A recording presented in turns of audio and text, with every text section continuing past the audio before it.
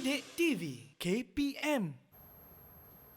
Kembali bersama saya Irfan dan juga Cikgu Athar dalam rancangan Didik TV KPM, tentunya untuk mata pelajaran sains tahun 6. Jadi untuk segmen kali ini Cikgu, apa pula yang akan kita sentuh? Sudah tentu. Tadi kita dah tahu apakah 5 faktor pertumbuhan mikroorganisma. Jadi murid-murid, kita perlulah melakukan uji kaji bagi membuktikan faktor-faktor pertumbuhan mikroorganisma ini. Baik. Jadi untuk tidak melengahkan masa, marilah kita lakukan eksperimen ini. Baik Cikgu. Jadi Baik. apa yang pertama Cikgu? Okey, yang pertama ialah kita nak tengok suhu yang sesuai. Jadi seperti Ifan tengok pada belakang Ifan, Okey. kita nampak itu ialah langkah-langkah untuk kita melakukan uji kaji. Okey, apakah masalah untuk suhu yang sesuai ini? Iaitu adakah suhu yang sesuai akan mempengaruhi keadaan susu. Okey. Jadi saya nak minta Irfan Baik. tuliskan hipotesis kita. Okey. Hipotesis ini ialah jangkaan kesimpulan kita. Okey, Irfan? Okey, jangkaan untuk kesimpulan kita. Baik, izinkan saya Cikgu. Okey. Okey, untuk hipotesis ni di mana faktor yang pertama adalah suhu yang sesuai. Okey, Ifan akan tulis dulu Cikgu. Okey, untuk hipotesis ni Ifan nak tulis suhu bilik adalah sesuai untuk pertumbuhan mikroorganisma. Mungkin betul sebab okey. berdasarkan video tadi. Betul. Okey. Apa Ifan nampak dalam video tadi. Okey. Okey, baik saya pusing. Okey. Baik, suhu bilik adalah sesuai untuk pertumbuhan mikroorganisma, Cikgu. Okey, baik. Seterusnya, kita nak juga buat pemboleh ubah manipulasi. Baik. Pemboleh ubah manipulasi ialah apakah faktor yang membezakan dalam eksperimen ini. Okey, kalau macam tu Cikgu, untuk yang ini mestilah susu Cikgu. Okey. Okey. Yang kita nak tengok apa pula, Ifan? Yang kita nak tengok Iaitu keputusan dia. Okey, baik. Keputusan dia adalah untuk bergerak balas. Keadaan susu. Ya, itu hasilnya nanti. Okey. Dan yang dimalarkan ialah sama. Apa yang kita faktor-faktor yang kita perlu samakan dalam uji kaji ini. Okey. Apa Kalau dia? yang kita nak samakan untuk uji kaji yang pertama ni mestilah dari segi jenis susu. Okey. Betul, Irfan. Jadi, murid-murid di rumah, kalau kita nak buat eksperimen yang adil, kita kena gunalah semua susu yang Yang sama jenisnya. Okey, tak lain melengahkan masa, kita terus pada ujian pertama. Baik. Jadi, dekat hadapan Irfan tu ada 3 botol. 3 botol, okey. Okey, jadi saya nak Irfan tuangkan susu ke dalam 3 botol tersebut. Baik. Dan labelkan dengan suhu bilik dan kita nak juga Suhu apa lagi, Cikgu? peti sejuk Peti kan, sejuk. sejuk kan. Dan satu lagi yang panas. Okey, tuangkan dulu. Okey, baik. Jadi yang pertama Ifan akan masukkan dulu susu ke dalam botol. Okey, Ifan akan buka semua Cikgu. Okey. Yang penting kita menggunakan susu yang sama sebab kita dah malarkan yang tu Cikgu. Ya, betul. Okey, bismillahirrahmanirrahim. Kita masukkan susu. Okey, ini yang pertama. Cukup, Okey. Ifan, Ini yang kedua. Okey, dan ini yang ketiga. Okey, semuanya susu yang sama. Okey. Okey, baik. Seterusnya kita kena label dulu Cikgu. Ya, labelkan. Label, okey. Yang pertama tadi Cikgu cakap, okey, uji kaji yang pertama ni kita letak suhu bilik dulu. Okey, suhu bilik sekejap. Ya, Uji kaji satu, ya. Okey, uji kaji satu. Okey, untuk suhu bilik.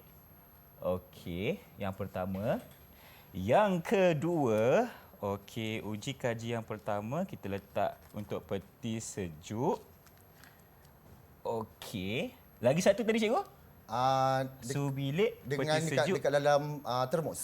Termos. Okey, baik. Ini yang ketiga dalam termos. Sebenarnya yang kalau dalam termos ni di rumah, murid-murid di rumah perlulah memanaskan susu tersebut. Okey. Tetapi hari ini kita tunjukkan saja apa yang kita perlu lakukan. Selepas kita panaskan, kita tuangkan yang dalam termos tu ke dalam termos, Ifan. Okey, baik. Ifan ambil yang dalam ni, botol kaca ni masukkan ke dalam termos. Ya, Ifan. Okey. Baik. Tuangkan kita dalamnya. Masukkan Tuang je. ke dalam ni. Okey. Tutup. Jadi, kita tutup ya Cikgu. Okey, baik. So ini dalam termos. Yang lepas tu kita tutup pula yang kedua lagi bekas ini. Okey Cikgu. Selesai. Okey, yang dua lagi. Okey. Satu kita perlu letakkan dalam peti sejuk. Betul. Dan satu lagi kita letakkan di atas Meja. Dan kita biarkan selama 3 hari. 3 hari? Okey. Oh, 3 hari. Perlu tak kita berada di sini selama 3 hari, Irfan? Irfan rasa kita buat sedikit majlis, cikgu. Okey. Jadi macam mana magicnya tu, Irfan? Okey. Zam-zam al-kazam. Okey, sebenarnya cikgu telah sediakan lebih awal. Baik. Okey, untuk 3 hari sebelum ini saya dan cikgu dah buat. Jadi Irfan boleh tengok putusannya. Okey, ini keputusannya selepas 3 hari uji kaji ini dilakukan. Okey. Mungkin boleh cepat sikit, Irfan. Okey. Kita lihat pemerhatian yang pertama, untuk peti sejuk masih boleh diminum, masih segar, cikgu. Ya, boleh terus tulis. Terus Irfan. tulis. Okey. Ifan tengok semua dulu boleh? Tengok semua dulu, tengok semua Okey, dulu. baik. Okey, lebih mudah. Yang ketiga, termos. Termos macam okey juga. Tetapi sudah berkeladak. Berkeladak sedikit berbanding dengan yang dalam peti sejuk. Ya, betul. Yang ketiga, atas suhu bilik. Dah tak boleh. Tak boleh minum. Dah sangat rosak. Dah rosak sangat ni, cikgu. Okey. Sebenarnya semasa cikgu buat ni, cikgu mau beritahu murid-murid di rumah juga. Okey. Yang paling cepat rosak ialah di atas meja. Atas meja. Dan yang kedua cepat rosak ialah di dalam termos. Okey. Dan yang tidak rosak ialah di dalam peti sejuk. Okey, tuliskan keputusannya, baik. Irfan. Jadi kalau untuk A ni tadi memang kita letak A adalah untuk kalau ikut saya punya lah, cikgu. Okey, kalau A saya letak tadi peti sejuk. Okey, peti sejuk tidak rosak. Okey, kalau yang lain rosak, cikgu. Rosak. Okey, untuk suhu bilik dan juga rosak untuk termos. Baik. Tetapi okey. Jadi sekarang dah dapat keputusan, kita terus dengan memerihalkan data tersebut. Okey, isi Irfan. Keadaan susu paling cepat rosak adalah pada suhu bilik. Okey. Suhu bilik adalah sesuai untuk pertumbuhan. Okey, sama dengan hipotesis. Okey, hipotesis terima atau tidak diterima, cikgu. Tepat sekali. Okey, keadaan susu akan menjadi rosak. Okey, jika suhu adalah suhu bilik. Okey, maka terbuktilah bahawa suhu yang sesuai akan menyebabkan mikroorganisma bertumbuh. Betul. Kita teruskan dengan eksperimen yang kedua. Yang kedua, bahan apa yang kita ada, cikgu? Jadi, kali ini kita akan kaitkan dengan kehadiran air. Adakah kehadiran air akan mempengaruhi keadaan roti? Baik. Jadi sekarang, apakah hipotesisnya, Irfan? Hipotetesnya, okey. Lengkapkan, Irfan, di papan. Okey. Yang kedua, kehadiran air. Kita tulis dulu, cikgu. Kehadiran air adalah perlu untuk pertumbuhan mikroorganisma. Lengkapkan terus pembalik ubah manipulasinya. Tadi ada pengalaman yang pertama, yang kedua mesti lebih mudah. Okey, yang pertama kita tengok yang kita boleh manipulasikan adalah kehadiran air. Ya. Okey. Yang kedua, bergerak balas kita nak lihat keadaan roti, cikgu. Ya, keadaan roti. Okey. Yang ketiga, dimalarkan mestilah jenis roti, betul, cikgu? Betul. Roti mesti sama. Jenis Selain roti. daripada jenis roti, apa lagi yang kita boleh malarkan, Irfan, agaknya? Yang perlu sama. Saiz, cikgu? Saiz roti. Saiz roti. Ya, boleh juga. Boleh juga. Okey. Baik. Jadi sekarang, apa yang perlu kita lakukan? Bila melibatkan perkataan kehadiran air, maksudnya satu ada air, satu lagi tiada air. Betul. Jadi di hadapan Irfan ada roti, dua keping roti. Yang satu tu Irfan akan semburkan dengan air. Okey, silakan Irfan. Baik, semburkan dulu, cikgu. Banyak mana, cikgu? Tak apa, sembur je. Sembur. Okey. Baik. Kita basahkan roti kita menggunakan air. Dan masukkan di dalam plastik yang berzip. Okey, kita masukkan dulu. Baik, ini yang disemburkan dengan air. Ya, okey, betul. dan kita tutup, cikgu. Okey, baik. Dan yang kedua? Yang kedua, kita masukkan roti yang tiada air lah, cikgu. Pastikan tangan kita kering lah, ya. Okey. Gelap sikit. InsyaAllah. Okey, tak apa. Okey, dah kering. Kita masukkan pula roti yang tidak disemburkan dengan air. Okey, cikgu. Baik. Yang kita zipkan. Seterusnya, kita perlu biarkan selama 3 hari di tempat yang gelap. Tempat yang gelap. Kenapa tempat yang gelap? Sebab itu kawasan yang sesuai untuk pertumbuhan mikroorganisma. Tadi kan keadaan juga dilibatkan. Okey, selepas 3 hari baru kita dapat keputusan. Nak kena label tak dulu, cikgu? Tak perlulah sebab kita dah nampak tadi kan. Okey. Baik, yang ini yang basah, yang ini yang tiada air. Okey. Okey, jadi kita letakkan saja. Okey. Sekarang apa seterusnya kita perlu buat? Kita perlu tunggu selama 3 hari dulu. Okey, jadi seperti biasa kita akan ungkapkan satu orang kata apa spell ataupun kata hikmat iaitu Zam-Zam Al-Kazam. Okey, untuk yang kedua. Okey, cikgu telah sediakan lebih awal sebenarnya. Okey, kita tengok. Bagaimana keadaannya roti? Okey. Yang dibasahkan, kalau anda boleh lihat sekarang ini, memang bahagian belakang mungkin lebih jelas, murid di rumah nampak. Berulat. Kenapa ada tombok-tombok hitam ni? Manakala yang kering, Irfan macam mana pula? Okey, kalau yang kering pula cikgu, tiada masalah, tiada cacat celanya. Okey? Jadi, sila catatkan keputusan pada papan tersebut, Irfan. Baik, kalau untuk A dibasahkan tadi, rosak rotinya. Kalau yang B, tidak rosak, cikgu. Okey, bagus. Jadi, teruslah lengkapkan dalam yang untuk mentafsirkan data tu. Irfan. Untuk yang A, keadaan roti rosak pada keadaan yang lembab, cikgu, di mana ada air. Okey. Dan kehadiran air adalah perlu untuk pertumbuhan mikroorganisma, dan kesimpulannya hipotesis diterima. Sama kan? Sama je, cikgu. Okey, bagus. Okey, Okey, dan seterusnya. keadaan roti akan menjadi rosak. Okey. Jika roti dalam keadaan yang lembab. Okey. Jadi maksudnya faktor yang kedua juga telah dibuktikan, iaitu kehadiran air. Jadi mikroorganisma perlu kehadiran air untuk dia bertumbuh. Okey, kita teruskan dengan uji kaji yang ketiga. Yang ketiga, mari iaitu kita melibatkan kehadiran udara. Udara pula. Penyataan masalah adalah kehadiran udara akan mempengaruhi keadaan apple hijau. Okey. Jadi, tentu Irfan sudah boleh bayangkan apa yang perlu Irfan lakukan sekarang. Kita kena bina hipotesis seperti biasa. Ini Yang ialah biasa. langkah-langkah yang murid perlu lakukan semasa untuk melakukan uji kaji. Okey. Okey, baik. Untuk yang kehadiran udara pula, lebih kurang sama yang macam sebelum ni. Jadi kita tulis kehadiran Udara adalah perlu untuk pertumbuhan mikroorganisma. Kejap, cikgu. Okey. Apa pemboleh ubah manipulasinya? Okey, kehadiran udara, cikgu. Kehadiran udara.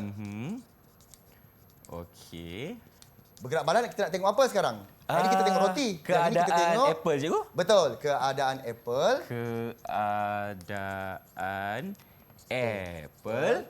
Yang dimalarkan. Jenis apple? Boleh. Boleh. Jenis apple.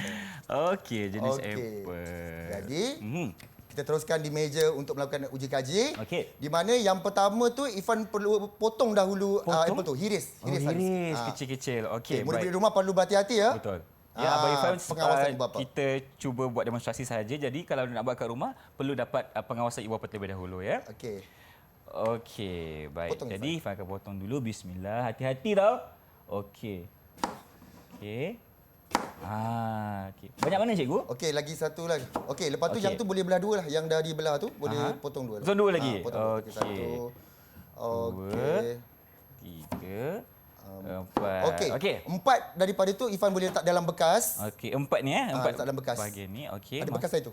Yang Bekas dalam ni? ya itu. Okey. Okey. Yang lain letak dalam plastik. Letak dalam plastik. Okey. Kita masukkan dalam plastik dulu. Baik.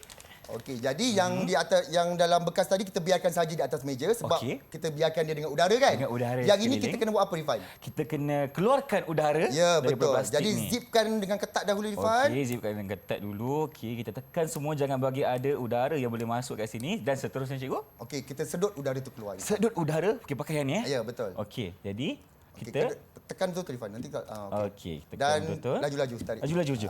Ya. Okey. Lagi sampai semua udara keluar. Semua udara keluar. Boleh Okey. tak, Irfan? Okey, sikit lagi. Okey. Biar cikgu tolong ke? Cikgu nak tolong Okey, cikgu tolong sekejap. Okey, nampak cikgu akan tolong Irfan untuk keluarkan semua udara. Okey. Ya, saya alihkan dulu. Okey. Okey. Okeylah. Okey, dah disedut keluar nampaknya. Baik. Okey, Irfan. Jadi sekarang kita kena tunggu berapa hari? 3 hari juga seperti biasa. Jadi apa yang kita perlu lakukan? Kita boleh tunggu 3 hari ke di sini? Jangan. Kita keluarkan saja kata-kata hikmat kita seperti biasa, iaitu Zam-Zam ala Kazam. Jadi tengok yang apakah yang terjadi selepas 3 hari? Okey, kita lihat dulu apa yang akan jadi selepas 3 hari untuk eksperimen ataupun uji kaji kali ini. Jadi kita buka. Baik. Hai. Lain macam keadaannya. Okey. Cepat Ifan. Kita lihat dulu yang kita keluarkan udaranya. Okey, masih boleh dimakan. Nampaknya masih segar juga. Masih elok lagi. Masih elok. Ya. Yang kedua, kalau kita biarkan di sekelilingnya ada udara, nampak Tunjukkan tak? Ifan pada mulut. Dah rosaklah cikgu. Sudah rosak. Jadi jatuh. jatuh. Tak apa Ifan. Okey. Okey, catatkan permatan Ifan sekarang. Baik. Okey, kalau yang pertama, ada plastik tidak berubah cikgu boleh Tidak Tidak berubah. berubah. Keadaan masih sama lagi. Okey. Dan kalau yang pinggan rosak boleh cikgu Ya betul. Rosak. Okey. Dalam pinggan tu kita biarkan atas meja ya. Jadi udara kena pada dia. Baik. Jadi untuk tafsirkan data yang pertama, keadaan apple hijau rosak dengan kehadiran udara boleh cikgu? Betul. Okey, kehadiran. Bukan setakat boleh tapi tepat. Tapi tepat. Okey. Yang kedua, kehadiran udara adalah sesuai untuk pertumbuhan mikroorganisma. Jadi kesimpulannya seperti biasa kita akan lihat kepada hipotesis. Jadi hipotesis diterima.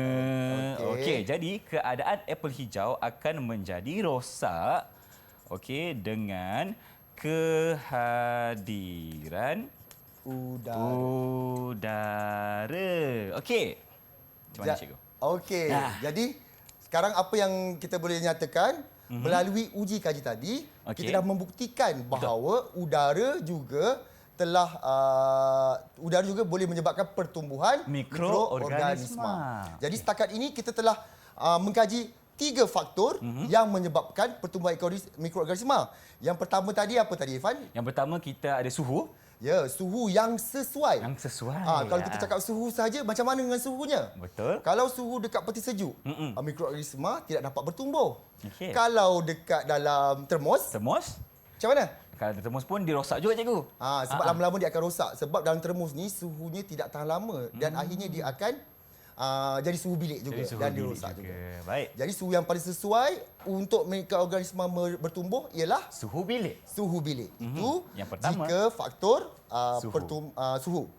Yang kedua, kita ada kehadiran air cikgu. ya, kehadiran air. Jadi Ifan boleh terangkan sikit macam mana jika faktor pertumbuhan mikroorganisma berkaitan dengan kehadiran air? Okey, untuk kehadiran air cikgu, kalau hadirnya air, ia lebih sesuai untuk pertumbuhan mikroorganisma. Kalau tiada air, maksudnya adalah pertumbuhan mikroorganisma tidak akan berlaku. Ya, seperti pada roti tadi kan. Betul. Jadi kalau nak simpan roti, pastikan di tempat yang Sesuai yang tiada kering. air. Yang kering dan sentiasa tidak bertutup lembab. supaya Baik. air tak kena pada roti tersebut. Okey. Dan yang terakhir sekali kita dah juga bincangkan ataupun kita telah melakukan uji kaji berkaitan dengan apa Ifan? Kehadiran Faktor pertumbuhan. udara cikgu.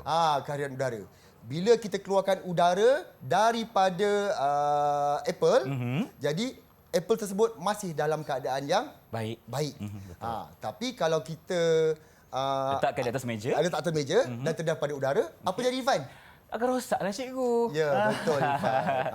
Baik, terima kasih cikgu atas penjelasan untuk segmen ini. Kita dah belajar mengenai 3 faktor yang menyebabkan pertumbuhan mikroorganisma dan ada lagi perkongsian selepas ini bersama dengan Cikgu Atta. Tetapi sekarang kita ingin berhenti berehat seketika. Kembali dalam Didik TV KPM selepas ini.